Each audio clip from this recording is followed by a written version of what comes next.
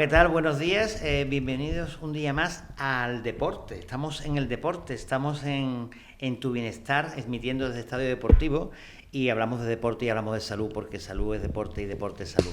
Bueno, soy Javier Caracuel, soy médico adjunto del Servicio de Urgencia y Emergencia del Hospital Virgen de Rocío. Estoy trabajando actualmente en el área, llevo ya unos cuantos años, en el área de neurotraumatología, y hoy tenemos como invitado a un conocido ya nuestro, que es el doctor Miguel Villa Gil, que es una magnífica persona y un excelente traumatólogo. La verdad es que os voy a decir una cosa, yo creo realmente que los médicos buenos son los que son buenas personas. Y tú dirás, ¿habrá gente que sea mala persona? Pues sí, también hay médicos que son muy malajes y no curan igual, o no explican igual. Hombre, no todos somos unas castañuelas, pero es verdad que el ser buena persona es consustancial al ser médico, porque al final se trata de empatizar con ese enfermo, que es lo que tiene, y prestar mucha más atención, a veces, no solamente a los síntomas, sino incluso a su entorno biopsicosocial y conocerlo de verdad. Bueno, pues tenemos aquí al doctor Miguel Villa, porque hoy vamos a hablar de vamos a centrarnos en patologías concretas que afectan a los deportistas, que afectan a la gente que hace cualquier tipo de deporte. Vamos a centrarnos en las lesiones del ligamento cruzado anterior de la rodilla. La rodilla es una potente articulación con muchas estructuras ligamentosas y tendinosas, y ahora nos va a explicar muchísimo mejor Miguel. Es una estructura ligamentosa que une dos huesos, el fémur con la tibia, que se cruza formando un aspa con el otro, el ligamento cruzado posterior, y constituyen el pivote central de la rodilla, fundamental para la estabilización de la rodilla, tanto en el sentido anterior como rotacional. Y son muy frecuentes estas lesiones, ¿no, Miguel? En los deportistas, ¿no? Perfecto. Buenos días, Javier. Buenos días, muchas gracias por venir otra vez. Muchas gracias a vosotros por invitarme. De nuevo. Tú lo has explicado precisamente como una especie de tirante que controla lo que es la traslación, más la traslación, y también tiene su componente de control rotacional. Y precisamente al ser un elemento estabilizador es alguna ayuda, es como un cinturón de seguridad que de cara a la rodilla la protege de cara a tener lesiones. Es decir, que antes, hace 30 años, los ligamentos cruzados, salvo el deportista de élite, no se operaban, o habían lagunas, había escuelas, tendencias, que con la potenciación de la musculatura se hacía tratamiento conservador, pero ya con el tiempo se ha visto que en nuestro día a día es necesario que tú tengas un elemento que te protege a la progresión de otras lesiones, ya sea meniscales, artrósicas, degenerativas, que pueden ocurrir si no funciona bien ese elemento. Claro, porque si el ligamento cruzado anterior está lesionado o roto, se produce un movimiento de traslación, como ha dicho a Miguel, posterior, hace que se desplace el fémur respecto a la tibia, y se producen lesiones en los cartílagos articulares, en las superficies articulares, y favorece una artrosis precoz o lesiones de tipo cartilaginoso que son difíciles de tratar. O sea que es verdad lo que tú dices. Yo recuerdo cuando, desde que yo entré en trauma, que siempre se decía, no, las lesiones de cruzado anterior, si se puede, se evita la cirugía potenciando cuádriceps, pero eso ya está cada vez más en desuso, salvo en casos particulares, ¿no? También porque ha variado la técnica. Antiguamente se hacían lo que se llama, que son plastias extraarticulares, que en vez de hacerlo en el recorrido del ligamento, en la orientación de los túneles que se hace desde hace ya mucho tiempo, antiguamente se hacían plastias que eran por fuera de la rodilla, que era el Isori, que de hecho es una técnica de la época de Buendía, que era el predecesor de Muela. Entonces son técnicas que no estabilizaban igual. Así que entonces, a nivel comparativo, no encontraban grandes diferencias, esas grandes diferencias como que además no se hacían por artroscopia, ¿no? Claro, es que no estaba tan desarrollada la artroscopia. En Estados Unidos hay otros países en los que sí se avanzó mucho, pero España, por lo menos en la zona, en nuestro término de Andalucía, no eran tan innovadores. Igual que el Virgen de Rocío en la época antigua eran muy protésicos, pero en la época de Buendía claro, no estaba todavía tan actualizado. No estaba tan en auge. Oye, Miguel, ¿y cómo se produce entonces la rotura del ligamento desde el punto de vista de la biomecánica? ¿Cómo se produce la rotura del ligamento cruzado anterior, que es tan frecuente? Es muy frecuente en el deportista, sobre todo en deportes de impacto. De los más habituales, fútbol, baloncesto, el movimiento de flexión y giro de la rodilla, la triada desgraciada de Donahue, porque son lesiones asociadas. Es decir, la triada clásica era porque había 3 elementos lesionados que solían ser el cruzado, el menisco medial y el colateral medial ligamento. Entonces, en función del grado de intensidad del traumatismo de giro, se producía una u otra, como igual cuando tenemos un E15 de tobillo, que en función del mecanismo de inversión tienes un E15 grado 1, una distensión, rotura parcial, rotura completa, la triada del mecanismo viene a ser el mismo, es decir, que según lo que se nos lesiona. También esto es muy útil, creo yo, porque aquí nos refleja los dos fascículos, porque además dentro de la complejidad que tiene la anatomía del ligamento cruzado anterior, tiene el fascículo anteromedial y el posterolateral. De hecho, cada uno se tensiona en una posición de la rodilla, se tensiona en flexión y se relaja en extensión, con lo que ya sea el movimiento en qué posición se produce la lesión de la rodilla, corre riesgo incluso de que se produzca una lesión parcial de uno de los fascículos y del otro no. O de los dos, ¿no? Claro, o de los dos ser una rotura completa. Esto, más o menos, la clasificación somera clásica siempre ha venido a ser la misma, la de rotura o distensión, rotura parcial, rotura completa, pero luego a veces es difícil de diagnosticar porque cuando se establece la lesión en el ligamento tiende a haber una sinovialización porque es una estructura avascular que no le llega sangre. Entonces, si se te infiltra tanto de grasa como de sinovial, a mí me ha pasado tener una resonancia normal que decía porque la orientación de las fibras aparentemente estaba todo en su sitio y por persistencia de una inestabilidad de hacer la artroscopia y tú comprobar que tenía unos restos de fibras que se mantenían con la posición, pero estaba todo lleno de grasa y no funcionaba. Sí, al final la clínica siempre al final es lo más importante casi. Tienes que buscar los dos elementos. Los dos elementos, claro. Que en estas lesiones es muy importante el cómo le ha pasado, que te lo cuente, porque es muy, muy frecuente. Partido de fútbol, movimiento, pierna de apoyo o caída de un salto, dolor, impotencia funcional, no puede acabar el partido o la actividad que esté haciendo, igual que a veces las lesiones de menisco en caliente pueden seguir, pero es muy clásico que las lesiones prácticamente completas de cruzado o roturas de un porcentaje grande de la fibra normalmente generan impotencia funcional. Y el paciente, el futbolista o el deportista nota como una especie de chasquido habitualmente, ¿no? Lo suelen notar, o sobre todo la sensación de que se le ha salido casi la rodilla de su sitio. Sí, aunque tengas otros elementos sanos, pero lo notan mucho. Siente que se le va la rodilla de su sitio por la inestabilidad que provoca, claro. Oye, ¿y cuándo entonces es necesario operar las lesiones aisladas de cruzado anterior? Ahora mismo, en la actualidad, en principio en todas las personas, salvo que sean personas sedentarias, que no hagan deporte, que no les afecta su vida, ¿no? Varios parámetros, es decir, sexo, edad y actividad previa. Es decir, mujer de 70 años que no hace más que caminar un poquito, muy probable que no lo pueda necesitar, pero en casi todas las otras personas, si tú tienes una artrosis severa en la rodilla y tienes 60 años, estás muy en el límite también, porque igual estás más cerca de poner una prótesis en la rodilla de que tengas que intervenir en el cruzado, porque tú tienes que tener unos resultados para una cirugía que tiene una cierta limitación funcional sobre las primeras 6-8 semanas, tienes que buscar como una balanza de equilibrio. Ahora porcentualmente se tiende a hacer con mucha más frecuencia. De hecho, aquí también podemos ver lo que hablábamos, lo que tú me has comentado de las técnicas antiguas. En las técnicas antiguas se hacían túneles que eran extraarticulares. Aquí, por ejemplo, en esta imagen vemos el túnel del cruzado, el túnel femoral. Te busca una orientación determinada en la que tienen que estar la colocación de los túneles. Para que el público lo entienda, esto es la superficie articular del fémur, ¿no, Miguel? Exactamente. Y es el orificio que se hace para meter la plastia, para meter el túnel femoral que se llama, que tiene que ser como un reloj, tiene distintas técnicas. Tenemos la técnica monotúnel, la técnica anatómica. Ahora más o menos la que mejor, hay cierta discrepancia, pero prácticamente de las que mejores resultados tiene es la técnica anatómica, porque tú tenías como un reloj, es decir, tú ahora verías como si fuera un reloj. Si fuera una rodilla izquierda en este caso, tú lo colocarías entre las una y las dos. Clásicamente se colocaba un poco más vertical, que sería más en esta zona, y ahora se tiende a colocarlo un poco más horizontal. Antes era entre las 10 y las 2, por decirlo así. Pero vamos a explicar un poco. La técnica quirúrgica consiste en identificar la lesión, es decir, salvo que tengas una clínica muy clara, normalmente haces primero la artroscopia para confirmar que tienes un cruzado insuficiente y en función de la lesión de uno o dos fascículos determinar lo que tienes que hacerle.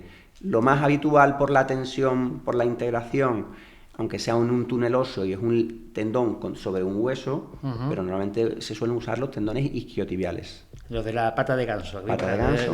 También se puede usar de cuádriceps y de rotuliano, ¿no? Normalmente lo más habitual en cuanto a tendón sería, por orden, podríamos decir, isquiotibiales, cuadricipital está cogiendo mucha boga porque es un tendón bastante potente y te puede rellenar incluso un túnel de 10-11 milímetros sin problema y sin una pérdida de potencia en la rodilla. Y se coge un fragmento del tendón del cuádriceps con músculo, ¿no? No, con músculo no, el músculo no te ayuda. Tiene que ser con tendón y según el caso, pastilla ósea o sin pastilla ósea. Vale. Y luego el HTH clásico, que es el que, de hecho, el que mucho se usa en deportistas de élite. Lo que pasa es que ellos muchas veces se les hace o el propio o el de banco de tejido. Normalmente el propio, evidentemente, siempre se te va a integrar. Es mejor, ¿no? Biológicamente es el tuyo. En cuanto a cicatrización, siempre va a ser también más fácil de que tú coloques un taco de hueso sobre un hueso para que integre y cicatrice mejor y más rápido. La pastilla ósea. Más seguro, claro. Porque la sutura del tendón, eso ya no se hace. Ahí hay, en lesiones muy agudas en deportistas, a veces lo que se hacen son plastias de refuerzo.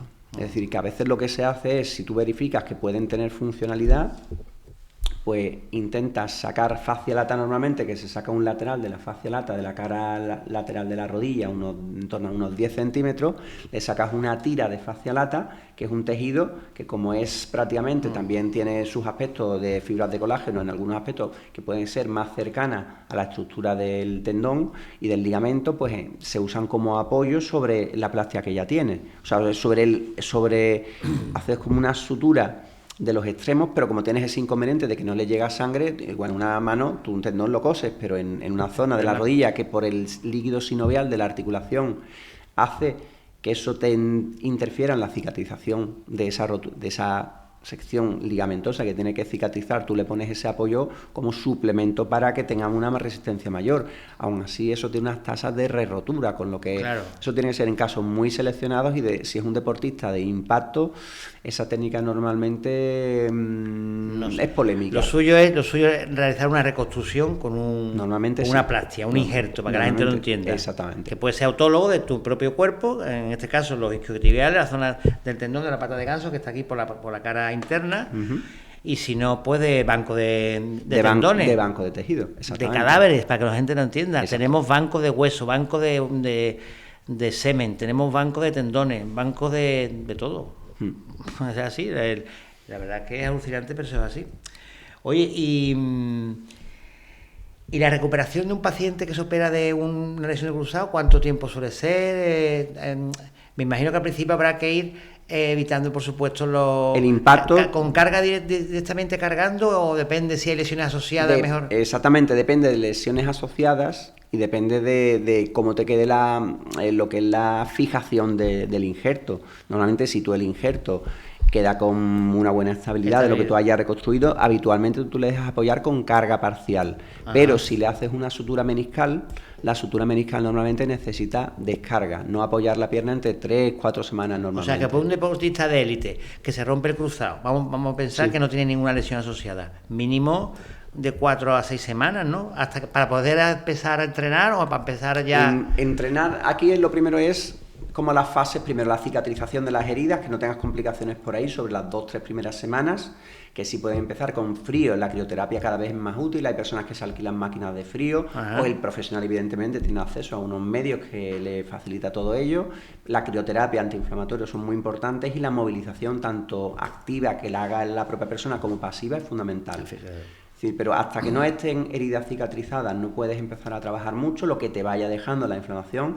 Por eso la crioterapia es tan importante, porque te baja la inflamación y el bajar la inflamación te permite mejorar el arco de movilidad de la articulación de la rodilla. Claro, poco a poco. Y es todo como fases progresivas y ya en cuanto vas pudiendo pedalear, bicicleta estática, ya cuando tienes la herida absolutamente cicatrizada, la piscina es muy útil también porque te baja el edema también de toda la pierna. Son como fases y fundamentales el impacto, es decir, lo que es las actividades de carga que se vayan forzando, mínimos entre 6 meses el año, depende de la situación. 6 meses el año. Claro, ahora mismo un deportista de élite, claro. Antes forzaban, pero ahora están viendo que están teniendo recaídas, que entonces no se pueden permitir porque es un periodo de baja más elevado. También es la presión del deportista de élite, que ellos le meten mucha presión, a veces aceleran plazos. Para eso es muy importante una fisioterapia al nivel del tratamiento adecuada, rehabilitación y las cosas progresivamente. Claro, el jugador de élite y el equipo intenta que cuanto antes esté activo mejor, pero que sea con una garantía de recaída baja, muy baja, ¿no? Buscan esa recaída baja.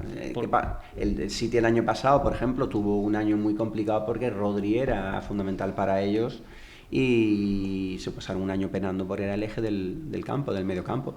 Esta lesión también es frecuente en los porteros, ¿no? Porque saltan y al caer puede producirse un movimiento de Puede giro. ocurrir, pero es verdad que no es tan frecuente. También es verdad que tienen la ventaja de que ellos no necesitan tanto las actividades de impacto, pero lo que tú dices, sí, a veces al tienen saltar y al caer, saltar, correr, y a veces tienen que salir también cuando el portero te juega avanzado, también a veces tiene que intervenir como un defensa más.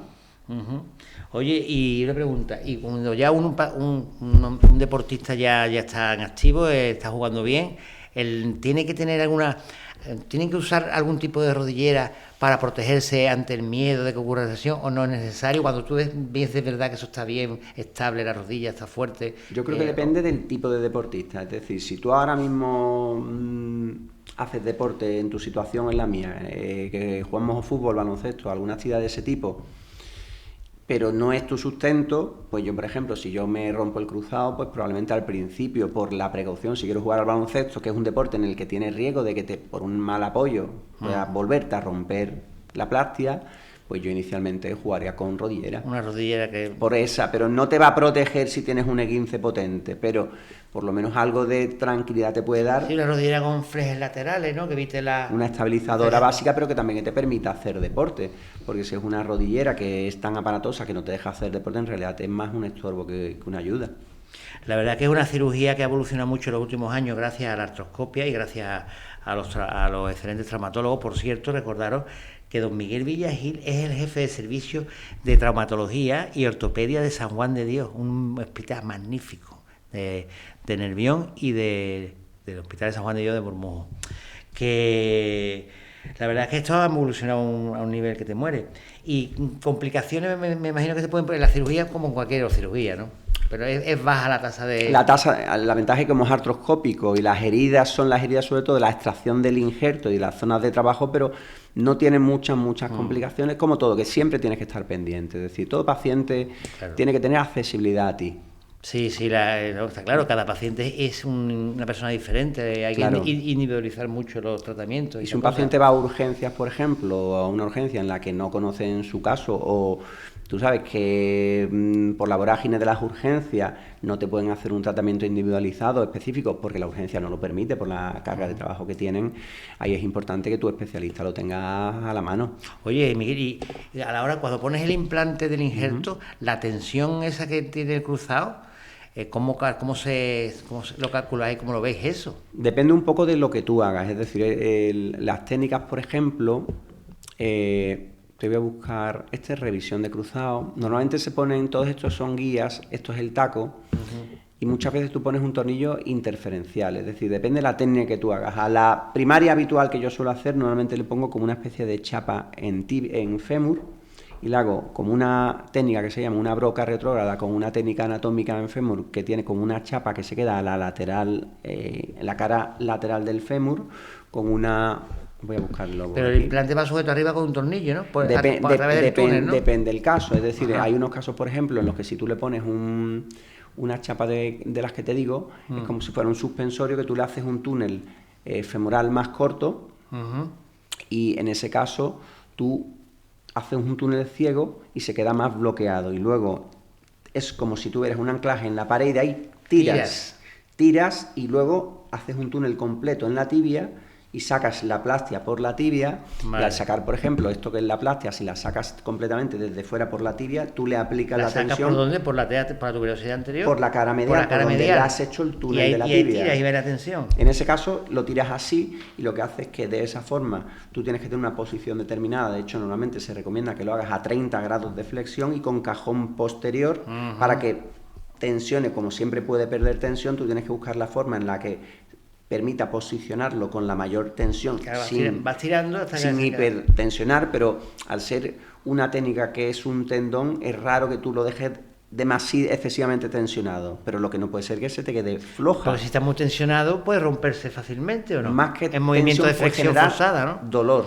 Dolor y que luego puede pasar lo que tú dices. No es bueno ni un exceso ni de tensión ni de excesiva relajación de la colocación del injerto. Claro, porque si no, no sería funcionante. Claro, no hace su función de estabilización, ¿no? Claro, hay otra técnica que se llama el all inside, que lo que hace es que hace 2 túneles ciegos. Entonces, de hecho, en ese caso normalmente se usa en vez de los 2 tendones, uno de los 2 y usan menos plastia. ¿Qué pasa? Que haces un túnel ciego con lo que necesitas menos injerto en el túnel, tanto en fémur como en tibia, con lo que necesitas tan solo uno, que es doble, y eso es lo que es menos agresivo, pero todo tiene sus pros y sus contras. La verdad que cuando uno ve una cirugía de esta por artroscopia, es espectacular la cantidad de las cosas que hacéis en un espacio tan minúsculo y tan pequeñito. Y te condiciona. Es complicado, y como esto es como una aguja en un pajar, como ahora estés trabajando y el túnel ciego, que es un túnel pequeño, pierdas lo que es la referencia que tienes, y en la cortical del fémur tienes un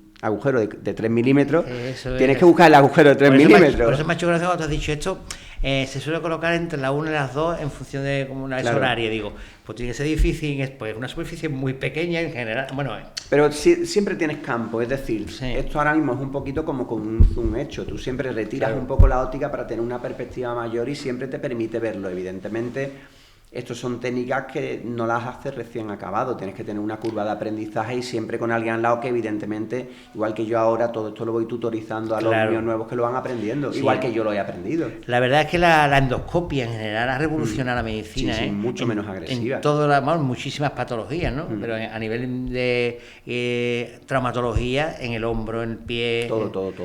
Eso, reduce el tiempo de hospitalización, reduce el riesgo de complicaciones. Y todo, porque una persona que se opera de un cruzado anterior, o incluso solo está ingresado como mucho 24 horas, ¿no? Depende del caso. Normalmente hay sitios igual que la prótesis de rodilla o de cadera ambulatoria. Eso tienes que hacerlo, si lo realizas tiene que ser con un circuito de hospitalización domiciliaria, y de hecho tendrías que hacerlo hasta con el fisio.